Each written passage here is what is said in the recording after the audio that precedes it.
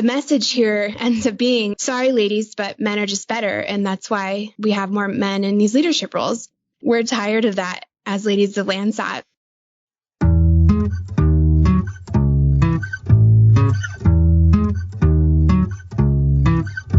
Hello, everyone, and welcome to another episode of Eyes on Earth. Our podcast focuses on our ever-changing planet and on the people at Eros and across the globe who use remote sensing to monitor the health of Earth.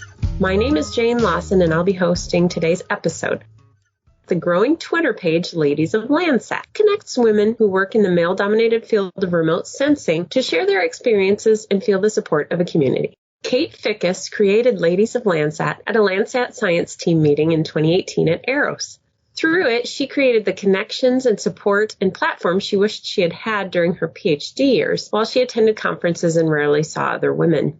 With the help of fellow scientist Morgan Crowley, Ladies of Landsat has gained more than 5,000 followers in 3 years. A weekly Twitter series highlights research led by people in remote sensing. They've held in-person and virtual networking events and conference symposiums. They've even created videos. Kate Fickus works as a remote sensing ecologist using Landsat to help natural resource and conservation managers make decisions about aquatic ecosystems. She's research faculty at both the University of Massachusetts Amherst and Utah State University. Dr. Fickus, thank you for taking time out of your busy schedule and welcome to Eyes on Earth. Thank you. Thank you so much for having me. Sure. First of all, do you want to tell us more about the dream you had for the Ladies of Landsat Twitter group? Yeah, absolutely. So I've been a remote sensing ecologist for about 8 years now. I came from a background in more wildlife ecology. There are a lot more women in ecology and biology, and there was a real sense of community that I had in my undergraduate years that I really didn't see into my graduate career. I would travel around the world and not see many other women join the conversation about what they were doing, what the applications they had for remote sensing imagery. And a lot of it was really algorithm development for Landsat and other remote sensing products. And I started to feel really lonely and left out because my research was application based. I was looking at wetlands and how we can use Landsat for conservation. When you start to feel lonely, you start to feel like you don't have a community to be a part of. The isolation, self-doubt, and unworthiness, those feelings can be insidious. I was craving a group like Ladies of Landsat to really connect with other women and share my experience.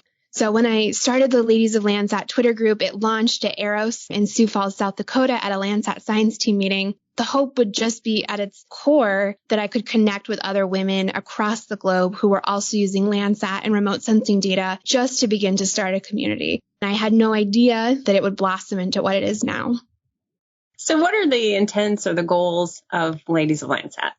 We want to create a community to support and amplify voices of women and underrepresented groups in remote sensing. We hear a lot that women are just tired of being pushed aside, and a community like Ladies of Landsat helps women find their voices to change the status quo. We tend to do this through both a bottom-up amplification and representation of female voices, and then calling for action from the top down. So asking those empowers, what we call our active allies, to change the landscape. There's a lot of gatekeeping that goes on in remote sensing. Someone or groups of specific people might be limiting access intentionally or unintentionally to the voices represented and being heard in Earth observation. And this could be through graduate application, leadership roles, conference panels, or even publishing bios. You'll hear them say, we don't consider gender. We only choose the top candidates. First of all, it ignores and delegitimizes the very real experience that women and other underrepresented groups feel when they express frustration and hurt with the way the current system is set up.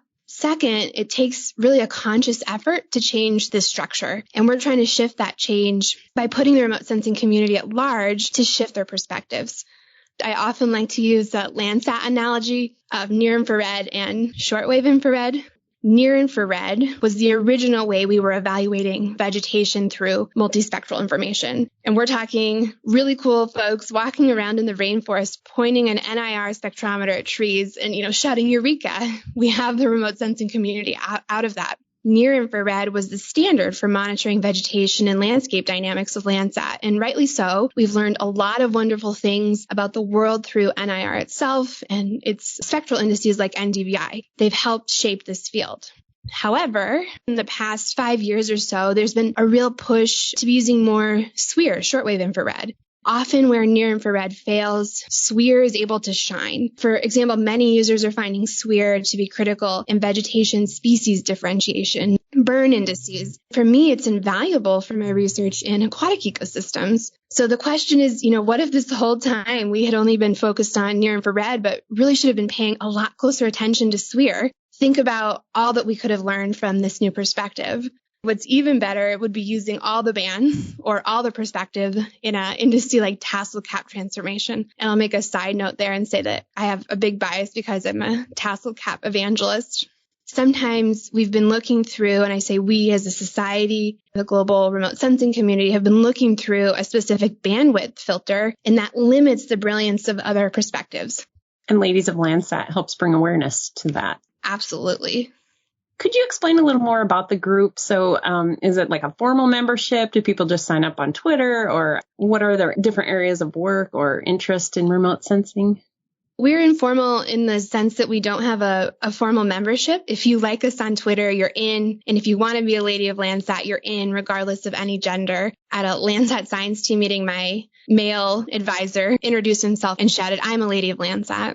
This informality of the group has allowed us to be dynamic and flexible with who's involved and really create a place where the whole thing is a passion project, but then respecting our own needs of rest and self-care. And these are really important aspects of working life that so often get ignored for women because they have to be part of the hustle in order to keep up. I deeply respect the women who have turned women in STEM groups into formal memberships, but right now Ladies of Landsat just isn't there yet. Those of us who are running the Ladies of Landsat Twitter or responding to collaboration requests at any given time, we all have full-time jobs. Some of us are mothers, and we all have personal lives of varying degrees. And we've created a place in the group without a hierarchy in which we can just say to each other, hey, I don't really have the capacity to respond to this right now. And someone else will say, don't worry, I have the time, I've got your back. And it's such a safe and supportive and wonderful place to exist. Because of that, anyone can be a Lady of Landsat. Our hope is that Ladies of Landsat will make someone more excited about using Landsat in their work and not intimidated. So then how do people connect with each other? Do they connect with each other mainly over Twitter? Or I understand you have some events at conventions and things like that too. Twitter can be used as a real force for good. Morgan and I met over Twitter and then were able to meet up in Ireland. And that's where this whole thing really started to blossom. Pre-COVID, we would have a lot of in-person events. Right now, we have a lot of virtual events so that many Ladies of Landsat have the opportunity to meet as many other Ladies of Landsat as possible. Do you want to talk a little bit about your new video series? That's pretty exciting. I'd love to. Yeah, that's been a creative and wonderful project. I met Krista Straub, who is a USGS social scientist out of Fort Collins Science Center in 2020. And it was a classic interaction. I said, "Hey, Krista, are you a Lady of Landsat?" And she said, "I don't know, am I?" And I said, "Well, now you are." Krista really wanted to be able to interview folks about how Landsat has been valuable to their research and helped drive the research forward. We were able to marry that with Ladies of Landsat. We interview women and then we work on a storyboard together. And Morgan, Krista, and I really try to perfect the narrative. It was a new journey for me as a creative process. And then we turned to Heartwood Visuals and she turns it into this beautiful animated series. I spend so much of my time in an analytical phase that these videos for me have been such a wonderful and joyful diversion and really helped me get through quarantine. And we're so pleased that everybody else is responding to them with the same amount of joy. Landsat seems pretty meaningful to a lot of people in this group. Yeah. Do you want to talk about that? And also tell me what your favorite Landsat is. Landsat, and especially Landsat's unique free and open data policy, has really led to an excellent opportunity for gender inclusion, the democratization of cyber infrastructure, and cloud-based technologies being more accessible to new users, and really, more importantly, for Ladies of Landsat, more women. It means less inherent gatekeeping and more accessibility to users worldwide. And then just as important, the education about these technologies is now more accessible as well, like this podcast. And then Landsat allows a start start to leveling the playing field and lowers the cost to entry into this remote sensing world, which is so often the barrier to entry for women around the world. And with Landsat collections, users don't need to have the software or computing power to connect dozens, if not hundreds, of images together. And this supports more applied solutions to questions of things like sustainability and user-informed and directed solutions rather than black boxes of research done in the absence of those who are impacted and most vulnerable around the world.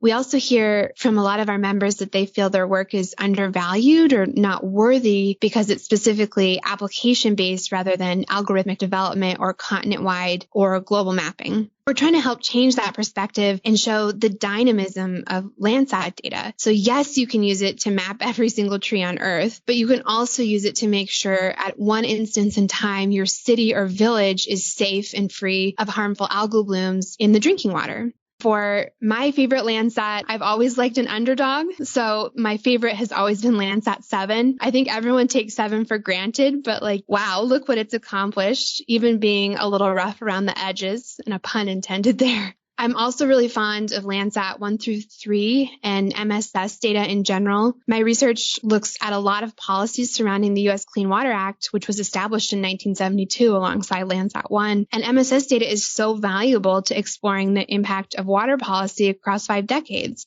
That would have been over a decade of data lost if MSS data isn't included.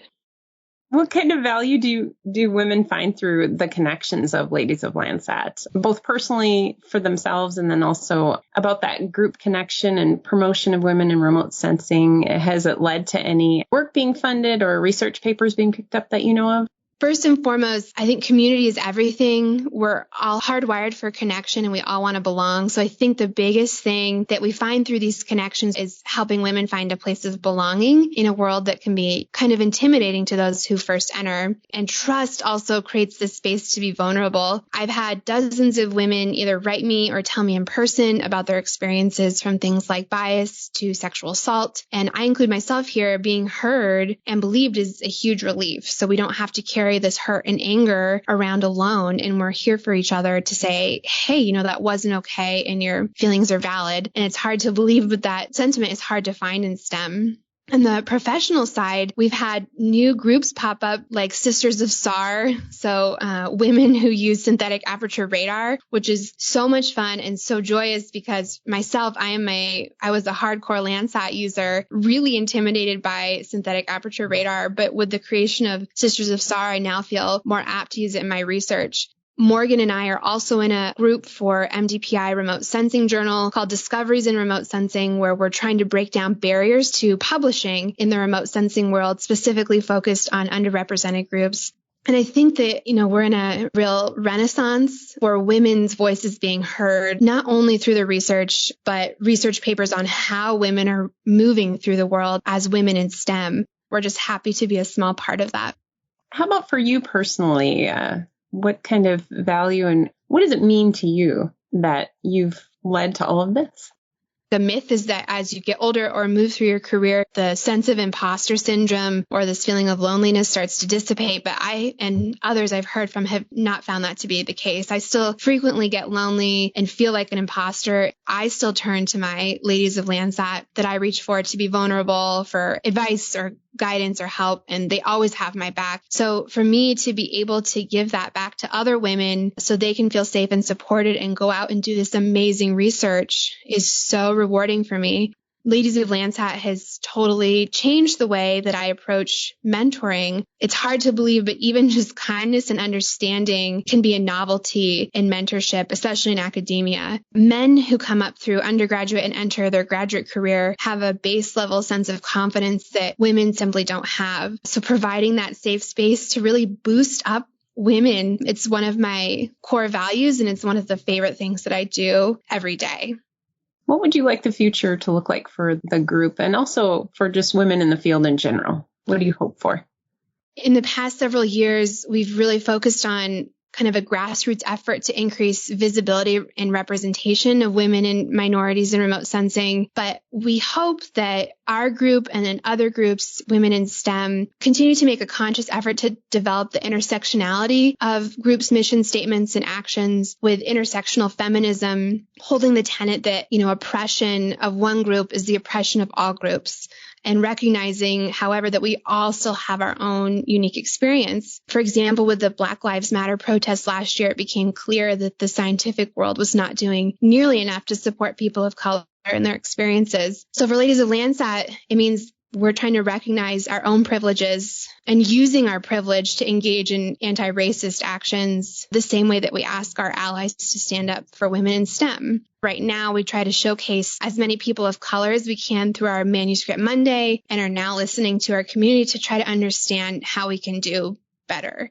Going forward, we'd also really like to tackle some of the harder subjects in STEM, like sexual harassment and assault, motherhood for women in STEM. Women have to pretend that there's no problem in order to be taken seriously. And we, in the future, want that to end. We want our experiences to be real and all women to feel safe and supported regardless of their experience.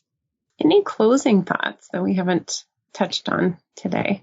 I'd like to thank all of the Ladies of Landsat who have helped support my path. That's Morgan Crowley, Jody Vogler, Megan Halabisky. I couldn't have done any of this without them and their perspectives. And then I'd like to have another thank you to the incredible community of Ladies of Landsat on Twitter and around the world. Thank you for engaging in this group and helping make it better and creating a safe and supportive place for folks to exist. And then a final thank you to our active allies, people in power who are making sure that women are represented. They're asking the question, who's in the room? And if Ladies of Landsat are not in the room, they try to make sure they are, and that's deeply appreciated.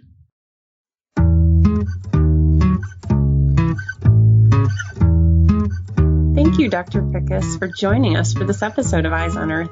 Thank you so much for having me. And thanks to the listeners as well. Check out our Arrows Facebook and Twitter pages to watch for our newest episodes. You can also subscribe to us on Apple Podcasts. This podcast is a product of the U.S. Geological Survey, Department of the Interior.